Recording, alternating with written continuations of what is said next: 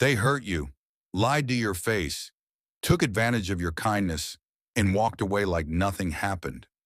Now, all you want is for them to feel what you felt, to suffer the way you did. That's not evil. That's human. But what if I told you revenge isn't just emotional rage? It's a chemical addiction. This is the raw, dark truth behind revenge psychology and why your mind won't rest until someone else bleeds. The evolutionary origins of revenge. Long before modern civilization, revenge wasn't personal.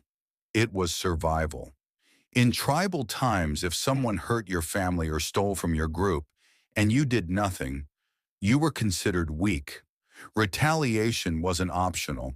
It was how you protected your reputation and ensured safety. Psychologists call this deterrence-based behavior. If I punish you, others will think twice. So revenge got hard-coded into us, not as cruelty, but as protection. The scary part?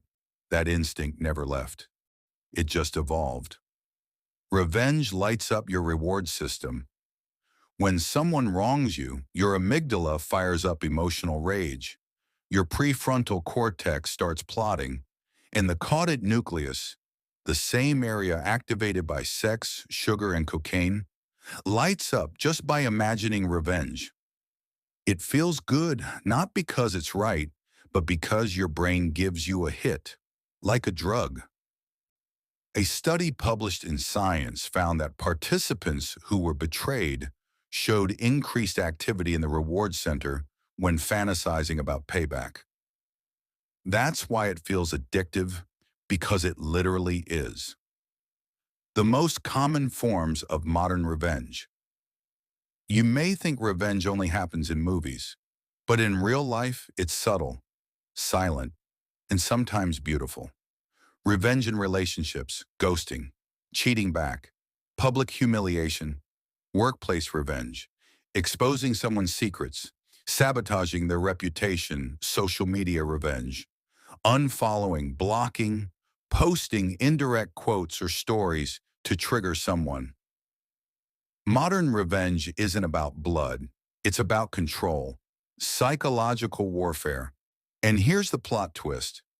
People who look calm are often the most revengeful because they plot, not react. The cost of getting even. Here's where it turns toxic. The brain tricks you into thinking revenge will heal you.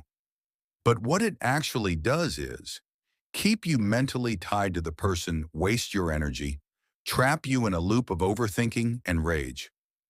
True story. A girl I knew was cheated on. She exposed everything publicly, even humiliated him online. People clapped. She felt powerful for a moment, but months later, she told me she still couldn't move on because her entire healing became about him. She lost herself while trying to destroy him. You might win the revenge, but lose yourself in the process. You become what you hate. Revenge changes your morality.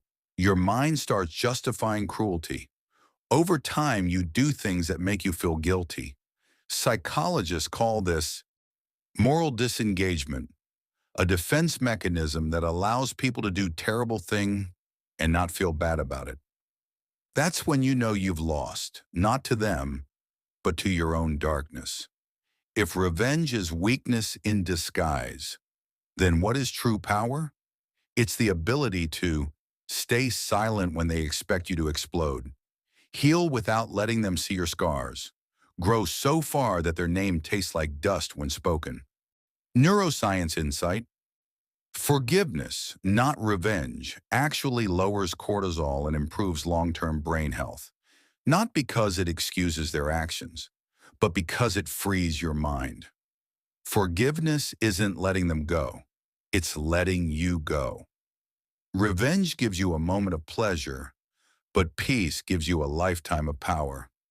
Let them watch you shine. Let them choke on your silence. And let the universe deal with karma, because the real master never gets his hands dirty.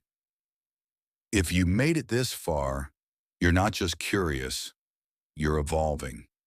Subscribe to Inner Code for more raw, unapologetic breakdowns of how the human mind really works.